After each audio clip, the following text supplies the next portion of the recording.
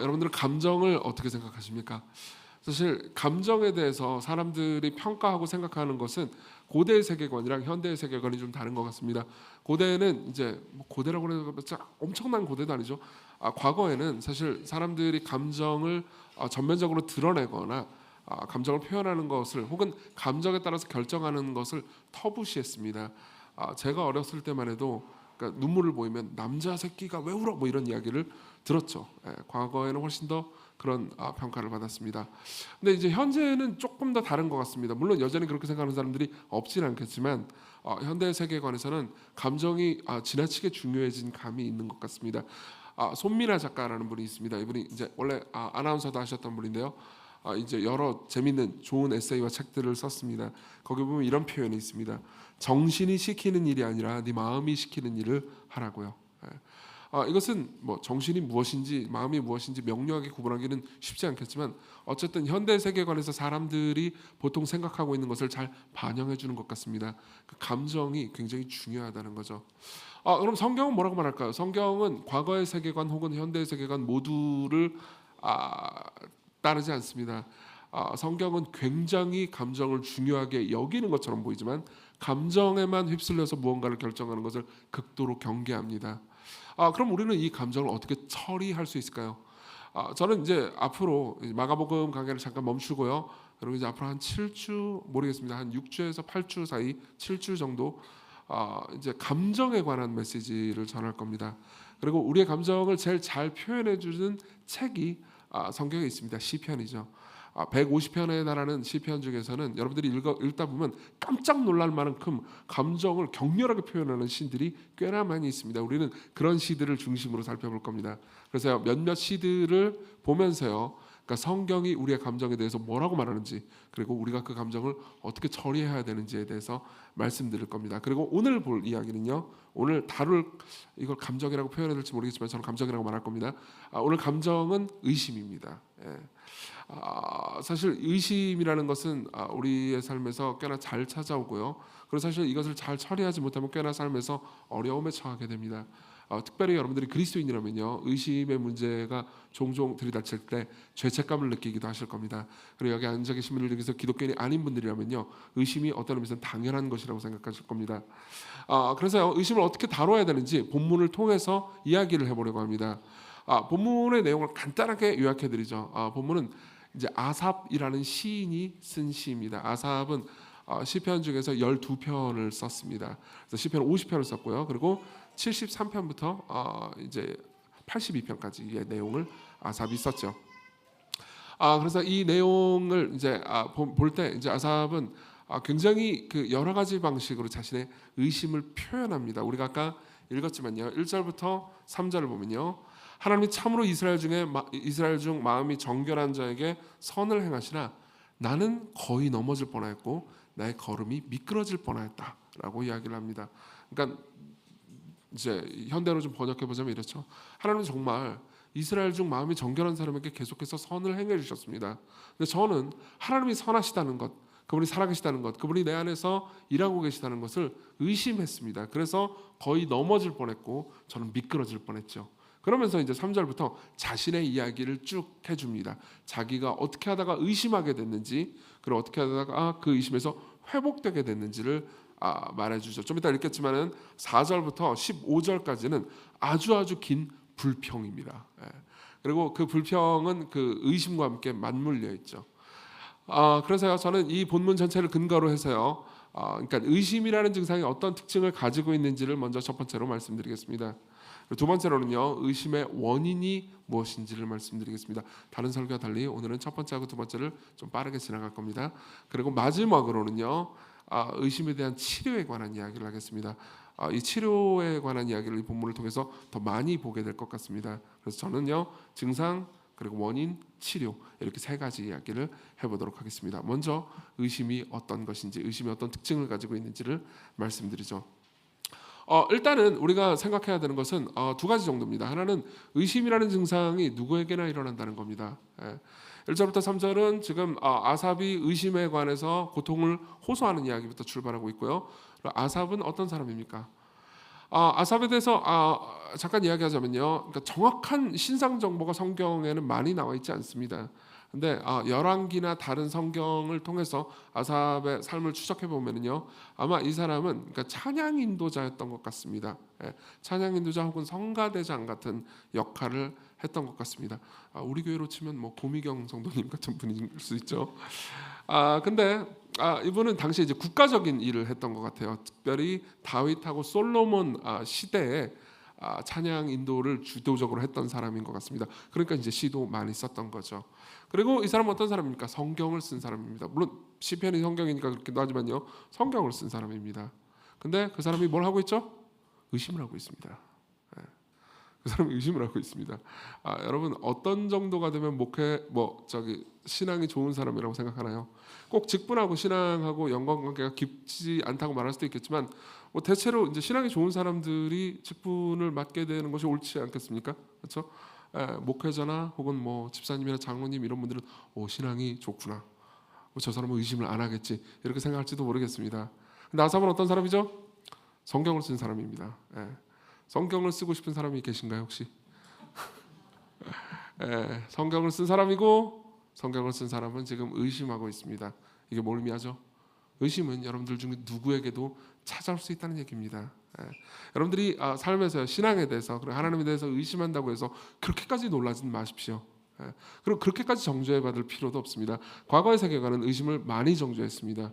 보수적인 성향을 가진 그리스도인들은 의심을 쉽게 정죄하면서 이 모든 것들을 그러니까 무조건 믿어라는 방식으로 해결하는 경향이 있습니다. 그것은 성경이 말해주는 게 아닙니다. 그리고 현대 세계관에서는 그러니까 모든 게 다 의심하고 회의하고 비판해야 될 대상인 것처럼 생각할 때가 많습니다. 좀 이따 얘기하겠지만요, 그것 역시 정당하지 않습니다. 니콜라스 토머스 라이트라는 학자가 있습니다. 이 사람이 의심에 대해서 굉장히 재미있는 말을 한 적이 있습니다. 믿음과 의심의 관계는 마치 사랑과 슬픔의 관계하고 비슷하다고요. 다시 한번 말씀드릴게요. 믿음과 의심의 관계는 마치 사랑과 슬픔의 관계하고 비슷하다고요. 아니, 사랑하면 왜 슬프죠? 사랑하면 무조건 기쁜 거 아닌가요? 그럴 리가요. 그건 사랑을 안 해본 사람이 하는 말입니다. 진짜 누군가를 사랑하잖아요. 그럼 기쁨과 슬픔이 범벅이 됩니다. 내가 그 사람을 사랑하는데 그 사람이 나를 향해서 웃어주면 기쁘죠. 그러나 그 사람이 나를 사랑해주지 않는 것처럼 느껴지면 어떻게 되죠? 슬픕니다. 거의 동절의 양면처럼 기쁨과 슬픔은 반복되고 계속 끊임없이 지속됩니다. 물론 사랑은 우리를 기쁘게 하죠. 그렇지만 우리를 슬프게 하기도 합니다. 내가 사랑하는 사람을 잃으면 우리는 슬퍼지죠. 마찬가지입니다. 여러분들이 무언가를 믿고 있다면요, 마치 사랑과 슬픔의 관계처럼요, 믿음은요 의심을 동반할 수밖에 없게 됩니다. 물론 우리가 성경에 가르치는 대로 마지막 날에 그리스도의 영광을 보고 그리스도와 함께 영원히 완성될 새 하늘과 새 땅에서 살게 될 때는 우리에게 의심은 없을 겁니다. 우리에게는 영원한 확신과 기쁨만이 남겠죠. 하지만 지금 이 땅에서 우리가 삶을 살아갈 때 여러분들이 의심을 한다고 해가지고 여러분들이 당황할 필요는 없습니다. 게다가 의심은 때로 유용하기도 합니다. 우리 25절, 26절을 보겠습니다. 저는 이 구절을 암송하는데요, 여러분들도 이 구절을 나중에 암송했으면 좋겠습니다. 그래도 같이 한번 읽어보죠. 시작. 하늘에서는 주 외에 누가 내게 있으리요, 땅에서는 주밖에 내가 사모할 리 없나이다. 내 육체와 마음은 쇠약하나 하나님은 내 마음의 반석이시오 영원한 분깃이시라.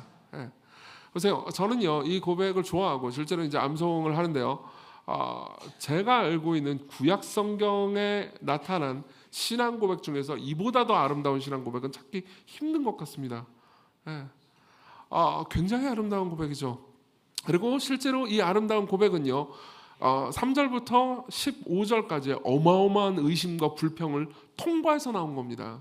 다시 말하면요, 의심은 꼭 우리에게 그러니까 나쁜 것이 아닙니다.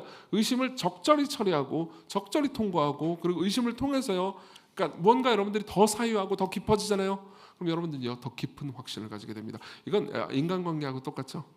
관계 가운데서 어려움이 생길 수 있습니다. 여러분들이 어떤 관계를 오랫동안 3년, 4년 이렇게 친구로서 혹은 부부로서 연인으로서 지내고 있는데요, 다툼이 하나도 없었다. 그러면은 여러분들이 물론 잘 맞는다고 표현할 수도 있겠지만요, 여러분들이 깊어지지 않았다는 것을 의미하기도 합니다. 같이 깊이 무언가를 해본 적이 없는 거예요. 같이 여행을 가본 적이 없는 겁니다. 같이 일을 해본 적이 없는 겁니다. 그렇죠? 근데 같이 일을 합니다. 우리 너무 잘 맞아. 우리 여행 갈까? 여행을 갑니다. 첫날은 그저 그랬습니다. 둘째 날부터 싸우기 시작하죠. 그렇죠? 예. 그리고 셋째 날, 넷째 날 그러면서 이제 서로를요 싸우면서 의심하면서 이해하기 시작합니다. 예. 깊은 부부 관계도 마찬가지예요.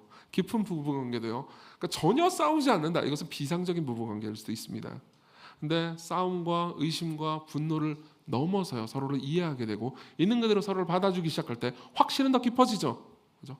신앙생활이나 여러분들의 모든 관계나 사실 신앙생활이라는 것 자체가 하나님과의 관계니까요. 사실상 같습니다. 예. 의심은 여러분들을 망가뜨리는 것이 아닙니다. 때로 의심을 적절히 처리하면요, 여러분들은 성장합니다. 실제로 신약 성경도 마찬가지입니다. 여러분 신약 성경에서 의심하는 사람 그러면은 대표적으로 알고 있는 분이 누굽니까? 예, 복음서를 읽어보신 분들이라면요, 요한복음 20장에 나오는 도마를 기억할 겁니다. 예, 토마스요. 예. 그리고 도마는 이렇게 말했습니다. 예수께서 부활하셨다는 소식을 듣고 다른 제자들이 그에게 이르되 우리가 주를 보았노라. 그러니까 주께서 부활하신 거 봤어. 그러니까 도마가 이르되 내가 그의 손에 못자국을 보며 내 손가락을 그의 못자국에 넣으며 내 손을 그 옆구리에 넣어보지 않고서는 믿지 아니하겠노라 라고 말합니다. 나는 의심할 거야 라고 말하죠. 그러고 나서 어떤 일이 일어납니까? 예수님께서 도마에게 나타나십니다. 그리고 자기 자신을 보여주십니다. 그리고 여기 내 몸을 대라. 너의 손가락을 넣어보라 라고 말씀하십니다. 도마는 넣어보지 않습니다. 넣어보지 않아도 믿을 수 있으니까요. 그러고 나서 도마가 뭐라고 말하는지 아십니까? 신약 성경에서 예수 그리스도를 향해서 하는 고백 중에서 가장 아름다운 고백을 합니다. 도마가 대답하여 이르되 나의 주님이시여 나의 하나님이십니다. 요한복음 20장 28절. 보세요. 의심이 찾아왔을 때 여러분들은 적절히 대처할 필요가 있습니다. 하지만 그렇게 많이 놀라지 마십시오. 오히려 이것을 기회라고 생각하십시오. 여러분들은 굳이 조급해질 필요가 없습니다. 혹은 여러분들의 가족, 여러분들이 좋은 신앙을 가지고 있는데 여러분들의 가족이 계속해서 의심하고 회의에 빠져 있다고 합시다. 그러면 여러분들은 조바심이 날 겁니다. 그리고 조바심이 나는 것을 이해합니다. 저도 뭐 제 가족이 그리고 제 자녀들이 갑자기 막 교회 가 그러면은 그럴 일 없겠지만 내가 설교를 계속 이어나가도 되겠죠? 아마 저는 굉장히 슬플 겁니다. 하지만 우리는 계속해서 기도할 필요가 있죠. 그리고 기도할 수 있습니다.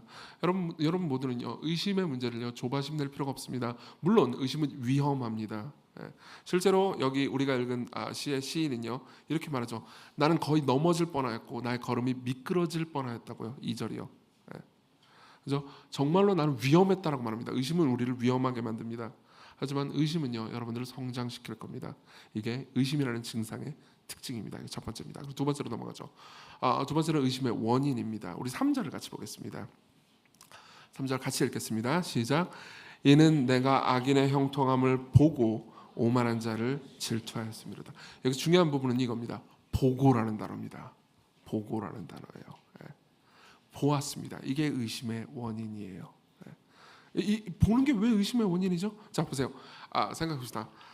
아삽은요, 그러니까 찬양 인도자였어요. 아삽은 당시에 찬양 인도자는, 그러니까 실제로 찬양 곡을 쓰기도 했으니까요, 굉장히 깊이 있는 신학자이기도 했습니다.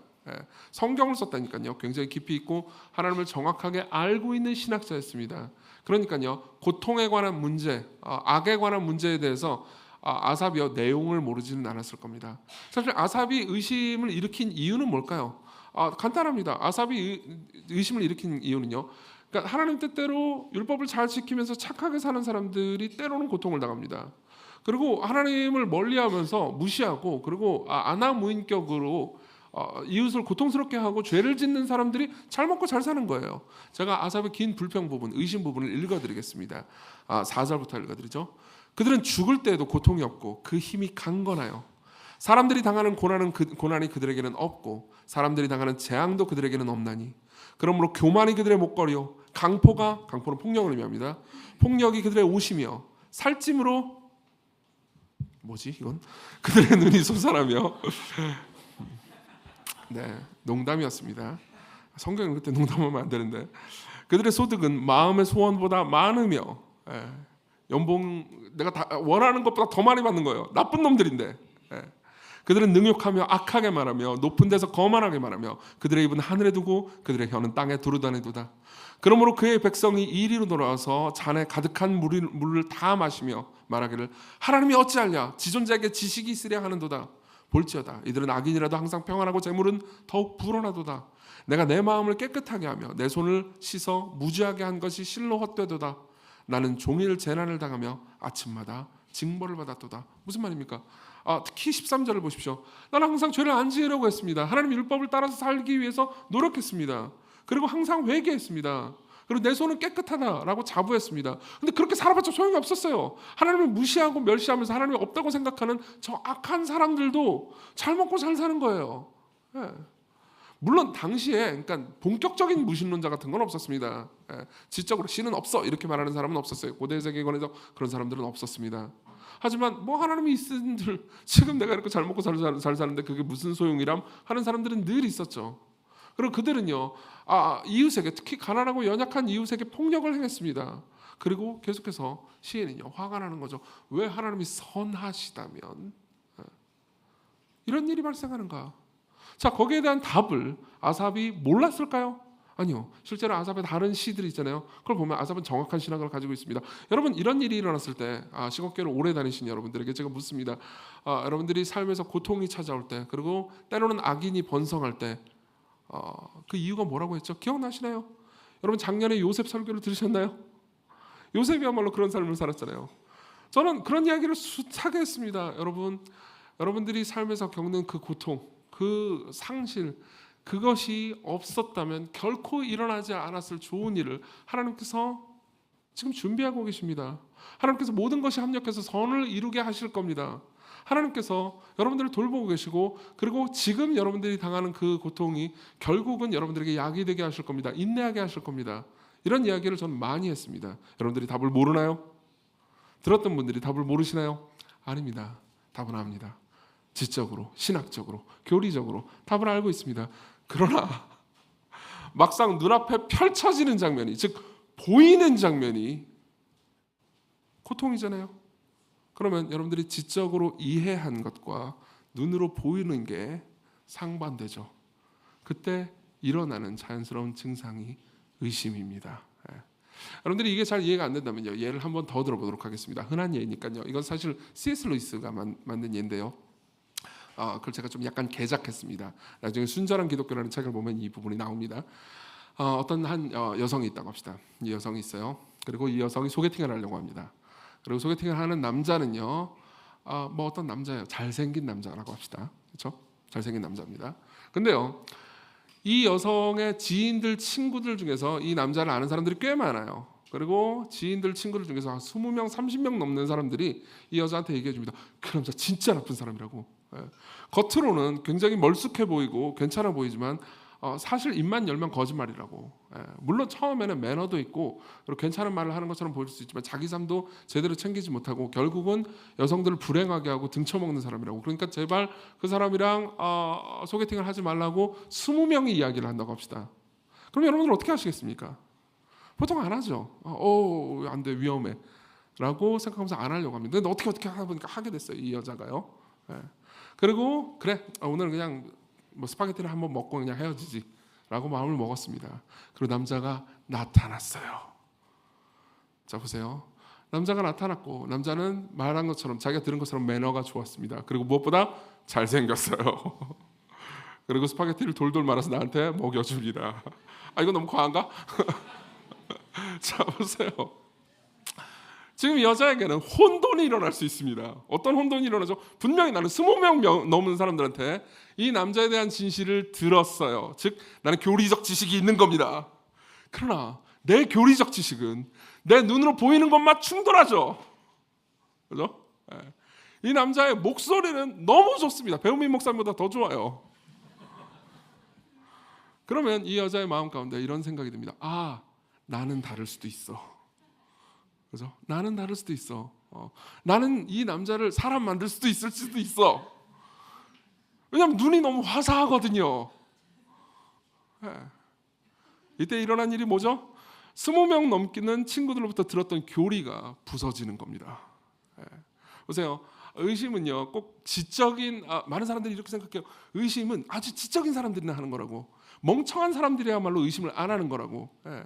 그리고 아주 지적이고 이성적이고 논리적으로 글을 좋아하고 말을 좋아하는 사람들은 의심을 하지만 경험이나 하는 사람들, 기도나 하는 사람들은 의심을 안 하겠지. 이런 식으로 생각해요. 아니요, 그렇지 않아요. 꼭 그렇지는 않습니다. 예. 꼭 그렇지는 않습니다. 사람들은요, 사실 직관적으로 정말 많은 사람들이요, 신이 존재할 거라고 생각하는 사람들이 많습니다. 예. 그렇지만 삶에서요, 자신이 이해할 수 없는, 설명할 수 없는 고통이 찾아올 때요, 사람들이 이렇게 생각하죠. 내가 이해하지 못하거나 설명하지 못하는 고통이 있으면 거기에는 이유도 없고 설명도 없을 거야라고 단언해 버립니다. 아니에요. 내가 이해하지 못하고 내가 설명하지 못할 뿐이에요. 그렇다고 해서 하나님한테 이유가 없고 하나님한테 설명이 없다고 말할 수는 없는 거예요. 근데 사람들은요 그냥 거기서 생각을 멈춰버립니다. 그리고 자기가 눈으로 보는 것 있잖아요. 자기가 경험한 것이 자신을 휘둘리게 만들죠. 이것처럼 비이성적인 것이 어디 있겠습니까? 그죠? 근데 그때 사람들은요 자신의 이성을 잠깐 돌립니다. 그러고 나서 이런 고통이 있다니 신은 있을 리 없어라고 쉽게 판단해 버리는 거죠.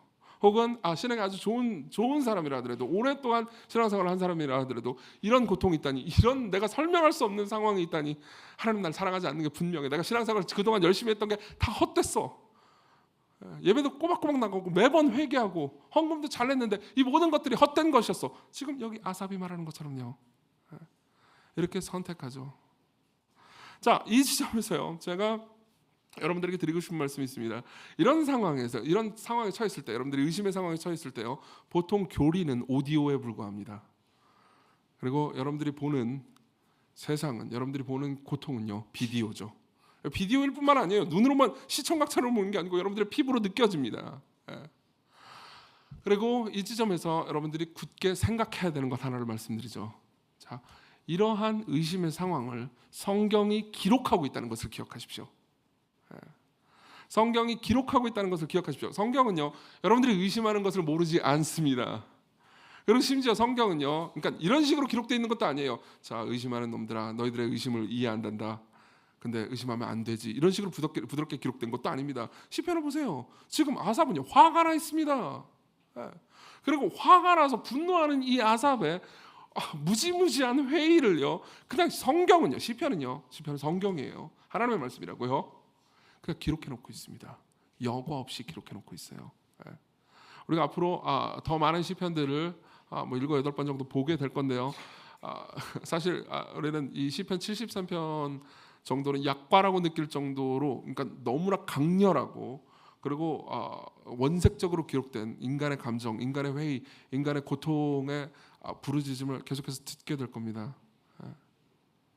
그리고 이렇게 성경이요 써놓은 이유는, 그러니까 분명한 이유가 있습니다. 성경은요 여러분들의 감정을 알고 있다고 말해주는 거죠. 하나님은 여러분들의 감정을 알고 계십니다.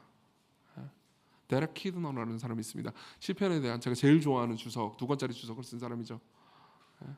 키드너는 이렇게 얘기해 줍니다. 이런 종류의 기도가 성경에 기록되어 있다는 사실이야말로 그분이 우리의 사정을 이해하고 계시다는 것을 증언해 줍니다. 그분은 사람들이 절망적인 상황에 처할 때 어떻게 소리를 지르는지 알고 계십니다. 기억하십시오. 성경에 여러분들의 감정이 기록되어 있습니다. 여러분들이 느끼는 그 어떤 감정이든 나중에 시편을 찾아보십시오.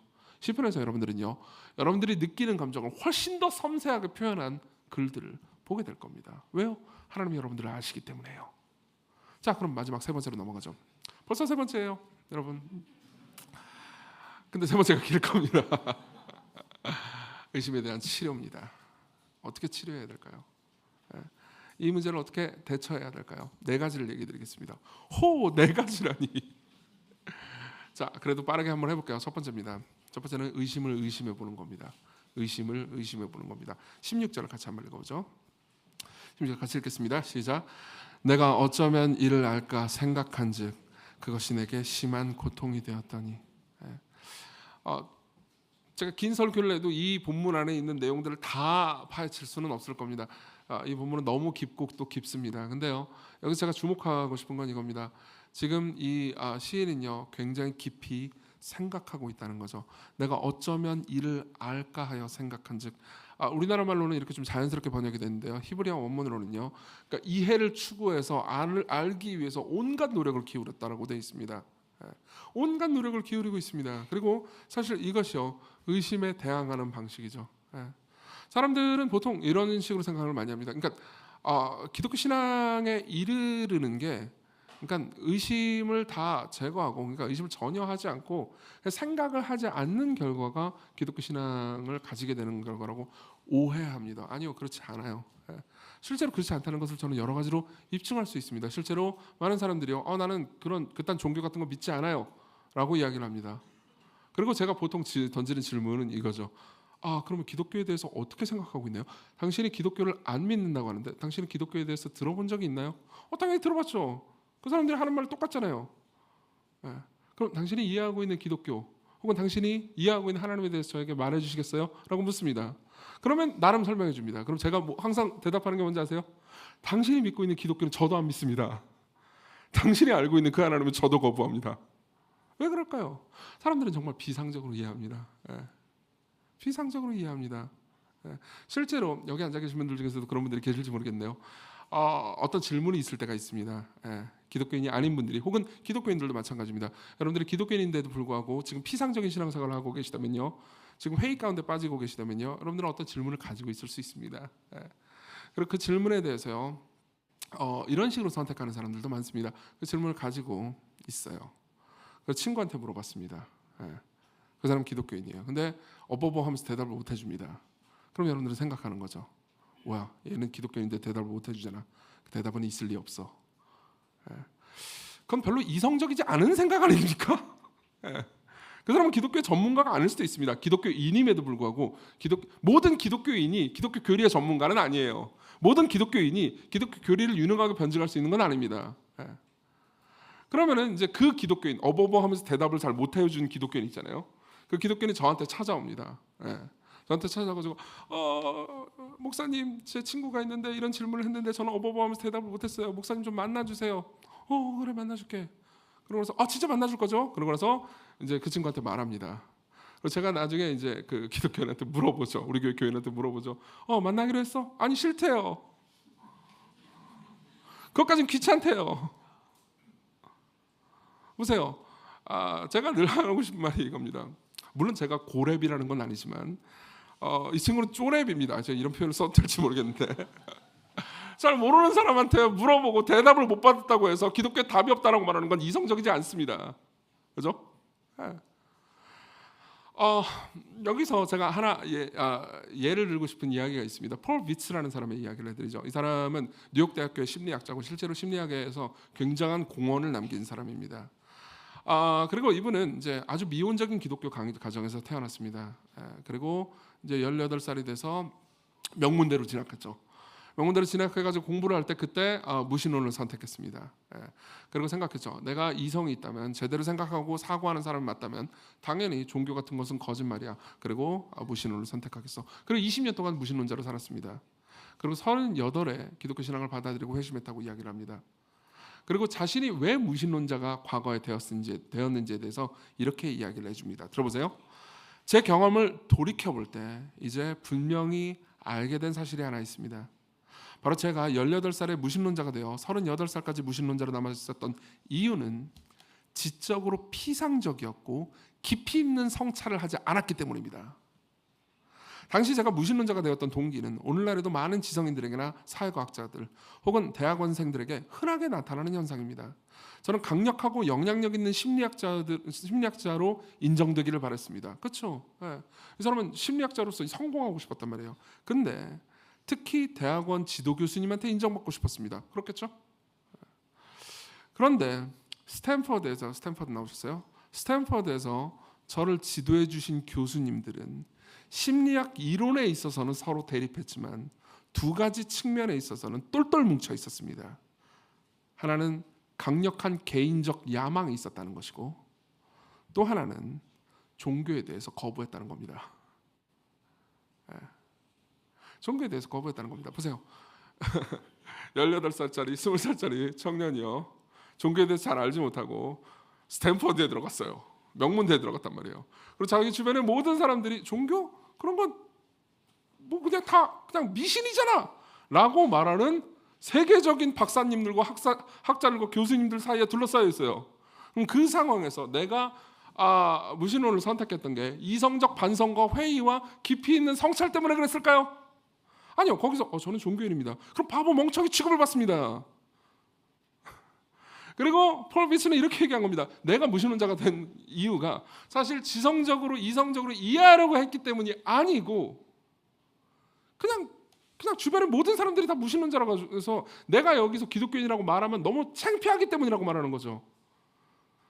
이건 이성적이지 않아요. 이건 생각한 게 아닙니다. 그러고 나서 이 사람이 어떻게 기독교인이 되는지 아십니까? 사람들이 가지고 있던 모든 종교적 편견에 대해서 다시 생각해 보면서 기독교 교리에 대해서 실제로 공부를 해보면서 다시 말하면 자신이 의심하고 있었던 모든 자신의 의심을 의심해 보면서 시작된 겁니다. 의심하고 있는 내 이성은 똑바를까요? 혹은 이성으로 모든 걸 알 수 있다고 생각하는 나의 이성적인 생각은 이성적인 걸까요? 제 말이 너무 꼬았나요? 여기서 폴 비츠는 결론을 내립니다. 나는 그동안 이성으로만 모든 걸 다 알 수 있다고 생각했습니다. 보통 똑똑한 사람들은 그런 식으로 생각하죠. 이성으로 모든 걸 다 알 수 있어. 이성으로 입증되지 않는 건 없는 거야. 근데 이제 알게 됐습니다. 인간의 무언가를 인식하는 방법은 이성뿐만 아니라 감정도 있고요, 경험도 있죠. 실제로 사람들이 의심하는 것도 경험 때문이니까요. 그렇죠?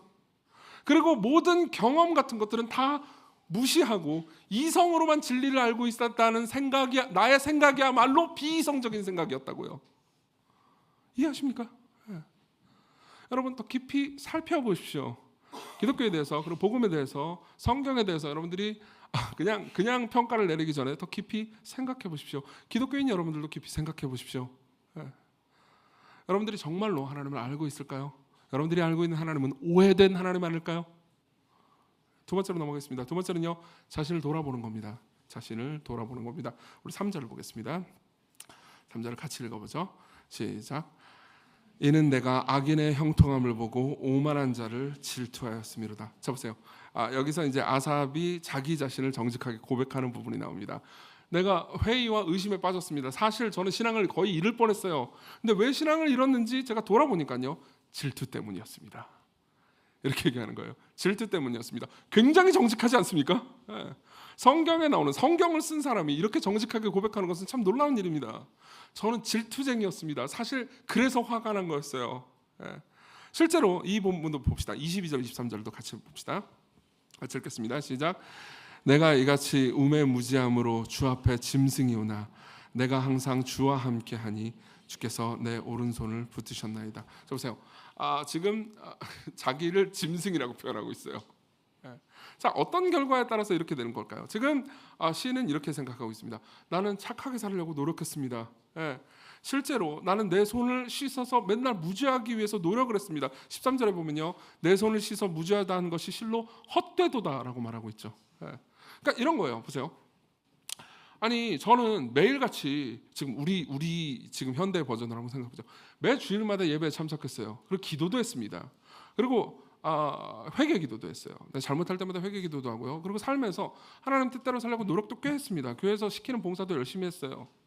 근데 나는요, 이번에 돈을 거의 벌지 못했습니다. 이번에 승진 시험에 낙방했어요. 그런데 회사에서 진짜 맨날 정치질을 하고 등쳐먹기만 하고 나쁜 짓만 한 저놈이 승진을 했어요.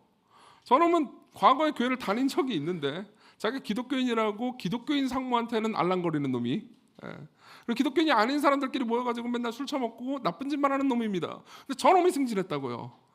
하나님, 이 모든 게 헛됩니다. 내가 하나님 뜻대로 살려고 노력했던 모든 것들이 다 헛된 거였어요 라고 말하는 거죠. 자, 이해할 수 있는 말이죠. 이해할 수 있는 부르짖음이죠. 그죠? 이 상황을 제가 정죄하고 싶은 게 아닙니다. 성경도 정죄하고 싶은 게 아닙니다. 다만 시인은요, 자기 자신의 동기를 깊이 생각해 보려고 했던 겁니다. 생각했습니다. 그러다가 잠깐만, 내가 지금 화가 난 이유는 저 악인이 얻은 걸 나도 얻고 싶어서 화가 난 거잖아. 여러분, 질투의 정의가 바로 이겁니다. 질투는 뭡니까? 질투는요, 이렇게 표현할 수 있습니다. 남의 행복이 내 불행이 되는 거예요. 반대로 보면 남의 불행이 나의 행복이 되는 거기도 하죠. 남이 뭘 얻었어요. 근데 난 불행합니다. 사촌이 땅을 샀어요. 근데 난 불행해요. 왜요? 내가 땅을 가졌어야 했거든요. 그렇죠?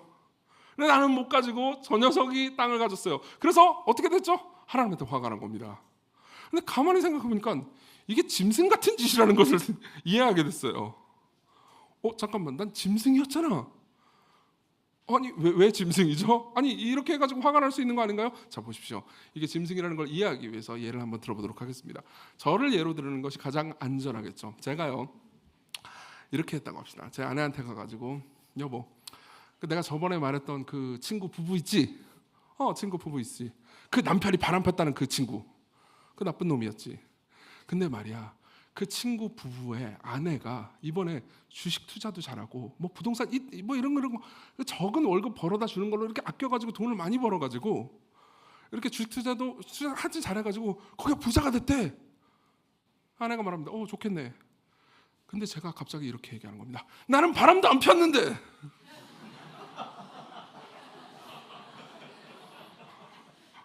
당신이 해준 게 뭐야? 당신은 내가 받아오는 월급 그냥 먹기만 하고 쓰기만 하고 왜 주식 투자를 안 했어? 왜 부동산 투자를 안 하고 맨날 당신이 쓰기만 하고 말이야. 난 바람을 안 폈잖아. 그러면 여러분들은 저한테 뭐라고 말할 거죠? 야 이 짐승아. 안 그래요? 자, 이게 아삽이 깨달았던 지점이었습니다. 무슨 말이냐면요, 아삽은 잠깐만, 나는 지금까지 계속 하나님을 이용만 하려고 했던 거야. 이걸 깨달았습니다. 나는 그분이 나를 사랑해 준 걸 무시했어. 그렇죠? 여러분들이 저한테 짐승이라고 말한다면요, 이렇게 말할 겁니다. 야 이 짐승아 한 다음에 그 다음에 이런 말씀을 하시겠죠. 야 지금 정신 차려. 너 같은 인간을 데리고 살아준 아내가 너에게 계속 사랑을 준 것만 해도 감사하게 생각하라고, 이 짐승 같은 놈아. 이렇게 말하지 않겠어요? 자, 아삽이요 자기 자신에 대해서 객관적으로 깨닫게 된 게 바로 이거였습니다. 여러분 보십시오. 회개라는 게, 이게 아삽의 회개예요. 회개라는 게 엄청나게 이성적인 과정 아닙니까? 네. 와 진짜 나는 짐승이었네. 진짜 나는 자기중심적이었네. 아내가 나를 사랑해 준 걸 무시하고 돈으로만 아내를 바꾼. 자, 아삽이 깨달은 것도 이거였어요. 하나님이 나를 사랑해 준 것을 무시하고, 하나님이 내가 죄를 지을 때마다 회개할 때마다 나를 용서해 주시고 나를 붙잡아 준 것을 무시하고 나는 계속해서 하나님을 이용하려고만 했어. 하나님이 나에게 건강과 돈을 주지 않는 것만 화가 났다고. 자, 그걸 뭐라고 말하죠? 질투죠. 나도 진짜로 원했던 건 하나님이 아니었던 거예요. 하나님 이용해서 돈과 건강만 원했던 거죠. 그래서 화가 난 거였습니다. 그래서 22절 23절 이렇게 말하는 거죠. 내가 이같이 우매무지함으로 주 앞에 짐승이오나 내가 항상 주와 함께하니 주께서 내 오른손을 붙드셨나이다. 이렇게 말하는 거죠. 지금 생각해보니까 하나님께서는 내 오른손을 놓으신 적이 없어요. 내 오른손을 계속해서 붙들고 있었던 겁니다. 나는 그것을 무시하고 있었어요. 하나님 회개합니다. 여기서 다시 말하면 자기 자신을 분명히 인식하기 시작하는 순간부터 아삽은 의심이 풀리기 시작하는 거죠. 그리고 풀린 의심은요 더 위대한 고백으로 이어집니다. 24절 주의 교훈으로 나를 인도하시고 후에는 영광으로 나를 영접하시리니. 그러니까 이제서야 비로소 하나님께서 나한테 교훈을 주시고 나를 영광으로 인도해 주실 것이 생각났습니다. 그동안요 하나님께서 나한테 교훈을 주시거나 나를 영원히 영광으로 인도해 주실 것은 그건 너무나 당연한 거고 그냥 그건 아무나 그냥 예수 믿으면 다 가지는 거잖아 라고 생각하면서 무시해오고 있었어요. 내가 화가 난 건 돈이 없고 건강이 없고 그리고 불행한, 소위 사람들이 말하는 불행한 삶을 사는 게 화가 났을 뿐입니다. 하나님께서 이미 주신 것에 대해서는요 하나도 감사한 적이 없어요. 그리고 하나님께서 잠시 그분의 뜻 안에서 나에게 주시지 않는 거에만 계속 화가 나 있었습니다. 그리고 이제 생각하게 된 거죠. 야 진짜 나야말로 짐승이고 나야말로 하나님을 무시한 존재였어. 이제 나는 돈을 얻기 위해서 하나님을 섬기지 않을 거야. 건강을 얻기 위해서 하나님을 섬기지 않을 거야. 나는 더 이상 아내를 이용해 먹으려는 바보 같은 이정규 목사처럼 살지 않을 거야. 나는 하나님을 섬길 거야. 그러면서 이렇게 말하는 거죠. 하늘에서는 주 외에 누가 내게 있으리요 땅에서는 주밖에 나의 사모할 자 없나이다. 내 육체와 마음이 쇠약하나 쇠잔하나 하나님은 내 마음의 반석이시여 영원한 분깃이십니다. 당신이 내 재산이에요. 당신이 내 재산입니다. 당신이 내 분깃입니다. 당신이 내 기업입니다. 내가 기업을 잃는다 하더라도 당신을 잃지 않기 때문에 나는 아무것도 잃지 않습니다. 당신의 사랑이야말로 내가 실패해도 잃을 수 없는 유일한 사랑입니다. 당신의 사랑이야말로 내가 죄를 짓는다 하더라도 더 커질 유일한 사랑입니다. 나는 이제 아무것도 잃지 않으니 내게 있어서 유일한 재산은 당신입니다. 자, 여기서 확신에 이르는 겁니다. 이때 아삽은요, 하나님을 귀로 듣기만 하다가 눈으로 보기 시작하는 거죠. 세 번째입니다. 성전에 들어가는 거예요. 17절을 보겠습니다. 17절 보겠습니다. 같이 읽겠습니다. 시작. 하나님의 성소에 들어갈 때야 그들의 종말을 내가 깨달았나이다. 하나님의 성소에 들어갈 때야 그들의 종말을 내가 깨달았나이다. 이런 일이 언제 일어난 거죠? 성소에 들어갈 때였습니다. 자, 성소에 뭐가 있죠? 여러분들이 이제 매일 묵상을 한다면요, 이제 성소 성막에 대해서 이야기를 듣겠지만요, 성소 혹은 성막의 가장 중요한 주제는요, 교육입니다. 성소에 들어가잖아요. 그러면 번제단이나 혹은 뭐 물두멍 같은 것들이 있습니다. 그건 뭐냐면 전부 다 회개와 속죄 뭐 이런 것들을 말해주는 거죠. 그 모든 것들은 교육용이었어요. 성소 안으로 들어가면요, 뭐 떡이 있습니다. 이건 하나님께서 우리를 계속해서 먹이신다는 것을 가르쳐주는 교육용 보조 교재 같은 것들이었습니다. 자, 성전에 들어갑니다. 그리고 여러 가지를 봅니다. 그리고 성전에 들어가서 뭘 할까요? 기도합니다. 그리고 하나님을 찬양하기 시작합니다. 그리고 자신의 의심을 다시 의심해 보기 시작합니다. 그때 무슨 일이 일어났죠? 자기가 짐승이라는 걸 보게 됐죠. 그리고 자기가 짐승인데도 불구하고 하나님께서 나를 사랑해 주셨다는 것을 생각합니다. 뭐죠? 자기가 이미 알고 있는 교리적인 오디오들이 비디오로 바뀌는 거죠.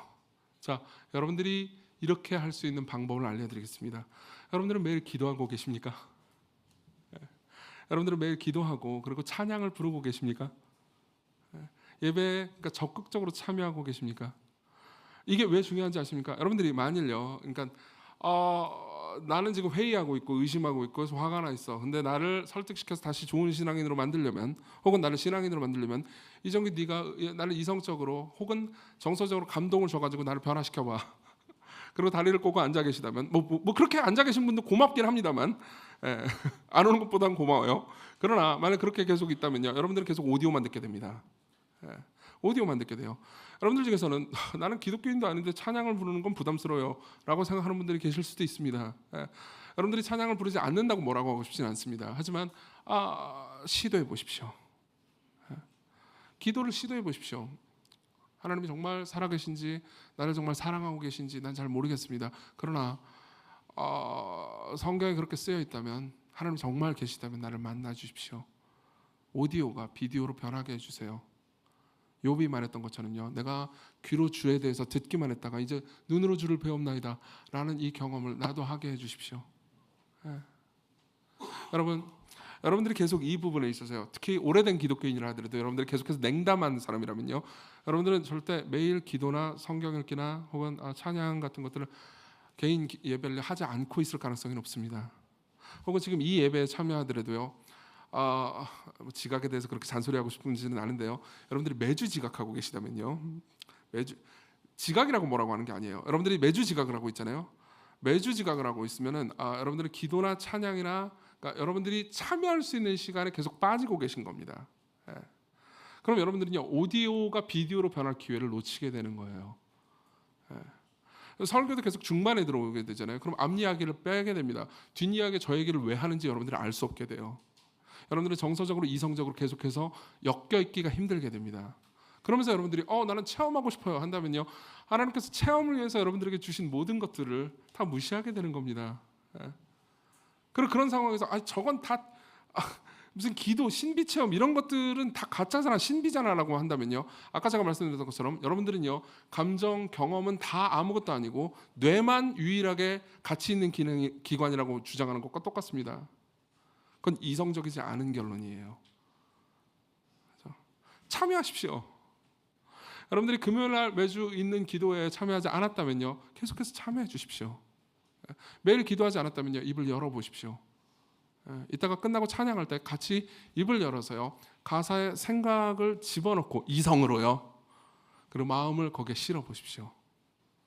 자, 마지막입니다. 네 번째입니다. 네 번째는요, 하나님의 손길을 기억하는 거죠. 하나님의 손길을 기억하는 겁니다. 저는 25절, 26절의 고백을 제일 좋아하기도 하지만 23절을 제일 좋아하기도 합니다. 23절이요. 22절부터 제가 읽을게요. 그리고 23절은 같이 읽읍시다. 내가 항상 주와 함께하니 주께서 내 오른손을 22절. 내가 이같이 우매무지함으로 주 앞에 짐승이오나. 23절 시작. 내가 항상 주와 함께하니 주께서 내 오른손을 붙드셨나이다. 저는 이 대비가 참 좋습니다. 아삽은 굉장히 겸손합니다. 제가 여러분들한테 야 이 짐승들아 이렇게 말하는 게 아니잖아요. 아삽은 본인이 내가 짐승이었군 이렇게 말하고 있습니다. 그러면 짐승은요 당연히 짐승 대우를 받아 마땅하지 않겠습니까? 근데 하나님은요 내 오른손을 붙드십니다.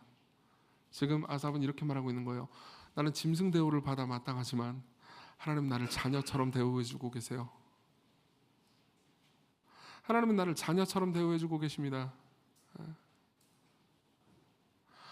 여러분 이게 하나님께서 여러분들을 계속 대하는 방식입니다. 자, 그분의 손길을 기억하는 거예요. 여러분들이 의심하고 있는 중간에도 하나님께서는 여러분들이 의심하기 때문에 여러분들의 손을 버리지 않으십니다. 이게 의심과 회의 가운데 있는 사람들이 다른 많은 것들을 회의하고 의심한다 하더라도 여러분들이 꼭 마지막으로 붙잡았으면 좋겠는 진리입니다. 여러분들의 의심하는 과정 중에서도요 의심하는 여러분들을 긍휼로 대하시는 하나님을 기억하십시오. 그것을 입증할 수 있는 방법이 있습니다. 저는 설교의 마지막 부분에 예수 그리스도를 이야기하면서 끝내는 걸 참 좋아하는데 가장 큰 이유는 이런 공식이 무슨 가장 효과적이라거나 혹은 이런 공식을 잘 써야 교회가 부흥한다거나 이런 이유가 아닙니다. 보세요. 예수 그리스도가 아니면요 저는 하나님을 알 수 없기 때문입니다. 예수 그리스도가 아니면요 아버지가 얼마나 나를 사랑하는지 성부 하나님이 나를 얼마나 사랑하는지 알 수가 없기 때문입니다. 여러분 예수 그리스도가 얼마나 위대한 분인지 아십니까? 그분은 완전한 하나님이시지만 또 완전한 사람이십니다. 그분은 완전한 하나님이시기 때문에 모든 것이 완벽한 분이시기도 하지만 그분이 이 땅에 오셨을 때 정말로 저와 여러분들과 똑같은 사람이었기 때문에 우리가 가지고 있는 모든 연약함을 다 가지고 계셨습니다. 그건 뭘 의미하는지 아십니까? 그분도 회의와 의심 앞에 서셨다는 겁니다. 저는 본문을 주석하면서요 크리스토퍼 애쉬라는 굉장히 좋은 학자의 시편 주석을 읽었습니다. 그리고 나서 크리스토퍼 애쉬는 이렇게 말하죠. 주 예수님이 마음과 정신으로 4절부터 14절의 의심을 거치셨다고 생각하는 것이 불경스러운 일일까요? 절대 아닙니다. 몇 주 전에 제가 시편 67편을 설교할 때요 이런 말을 했던 거 기억하시는가요? 예수님이 시편의 가수였다고요. 그분이 시편을 늘 노래하셨다는 거예요. 자, 그분이 73편을 읽으셨으면 어땠을까요? 4절부터 제가 읽어드릴게요. 그들은 죽을 때에도 고통이 없고 그 힘이 강건하여 사람들이 당하는 고난이 그들에게는 없고 사람들이 당하는 그들의 재앙도 그들에게는 없나이다. 자 보세요. 예수님은요 이 땅에 오셨을 때 악인들이 번성하는 걸 눈으로 보셨습니다. 그러므로 그 교만이 그들의 목걸이요 강포가 그들의 옷이며 살찜으로 그들의 눈이 솟아나며 그들의 소득은 마음의 소원보다 많으며 그들은 능욕하며 악하게 말하며 높은 데서 거만하게 말하며 그들의 입은 하늘에 두고 그들의 혀는 땅에 두루다니도다. 그러므로 그의 백성이 이리로 돌아와서 잔에 가득한 물을 다 마시며 말하기를 하나님이 어찌하려 지존자에게 지식이 있으랴 하는도다. 자, 예수께서는요 이 모든 것을요 이 땅에 오셔서 보셨을 뿐만 아니라 역사 가운데 인간이 에덴 동산에서 타락한 이후로 계속해서 그분은요 악이 번성하는 걸 눈으로 보고 슬퍼하셨습니다. 그리고 성경은 이렇게 말하는 거죠. 그분이 우리의 삶에 들어오셨기 때문에요. 그분이 연약한 우리의 육체를 가지고 우리의 연약함에 똑같이 참여했기 때문에 그분도요 이 회의에 참여하셨다는 거죠. 제가 제일 좋아하는 책 중에 하나는요 싱클러 퍼거슨이 쓴 온전한 그리스도라는 책입니다. 너무 많이 말했기 때문에 여러분들 시건교회 오래 다니신 분들은 다 아실 겁니다. 온전한 그리스도라는 책은요 시건교회 엔진이다라고까지 얘기한 적이 있으니까요. 이 책에서 명문장이 한 378개 정도 되거든요. 378페이지예요. 그 중에서 제가 제일 사랑하는 문장 중에 하나는 이겁니다. 그냥 외울 수 있어요. 예수 그리스도께서 나의 하나님 어찌하여 라고 십자가에서 질문하실 때 그분은 확신하고 계시지 않았습니다. 회의하고 계셨죠. 그분은 이만큼이나 우리에게 가까이 다가오셨습니다. 여러분, 그분은 여러분들 아십니다. 그분은 신자셨습니다. 그분도 성부 하나님을 믿으셨어야만 했습니다. 그분도 성부 하나님 앞에서 그분이 성부 하나님이 명령하는 십자가를 순종할 때 십자가를 넘어서 부활할 것을 믿으셨어야만 했어요. 그분은 다 모든 것을 인성 안에서 다 알고 거기에 참여한 게 아닙니다. 그분도 두렵고 끔찍하게 두렵고 끔찍하게 고통스러워서 겟세마네에서 이 잔을 옮겨달라고 괴로워하는 과정 중에서도요, 하나님께서 약속하신 부활의 약속을 믿음으로 가신 거죠. 그리고 그 믿음의 여정 가운데서는 어찌하여라는 질문이 있었습니다. 그분도 회의하셨다는 거죠. 그러나 그분은요, 그 모든 회의를 넘어서셨습니다. 사실 그분이야말로 이렇게 말씀하실 수 있었습니다. 내가 내 마음을 깨끗하게 하며 내 손을 씻어 무죄하게 한 것이 실로 헛됩니다. 내가 이 녀석들을 사랑해서 오병이어와 뭐 여러 가지로 먹이고 사랑해주고 말씀을 전해주고 병자를 고쳐주고 죽은 자를 살려줘봤자 이들은 나를 아무도 사랑하지 않습니다. 얘들을 아버지의 말씀대로 순종해서 이 백성들을, 이정규 같은 인간들을 사랑해줘봤자 소용없습니다. 헛됩니다 라고 그분이야말로 말씀하실 수 있었습니다. 근데 그분은요, 십자가에서 그렇게 말씀하지 않으셨죠. 그분은 신뢰하셨습니다. 그분은 회의를 통과하셨지만 결국 확신으로 십자가를 마무리하셨죠. 예수께서 큰 소리로 불러 이르시되 아버지, 내 영혼을 아버지 손에 부탁하나이다 하고 이 말씀을 하신 후에 숨지시니라. 그분은 회의를 통과하셔서 확신으로 마무리하셨습니다. 가장 아버지의 손이 보이지 않는 그 순간에서요. 아삽은 이렇게 말할 수 있었습니다. 내가 짐승같이 구는 과정 중에서도 하나님은 내 오른손을 놓지 않았어요. 예수님은요, 십자가에서 하나님의 오른손을 잃어버리셨습니다. 그럼에도 불구하고 그분은 믿으셨죠.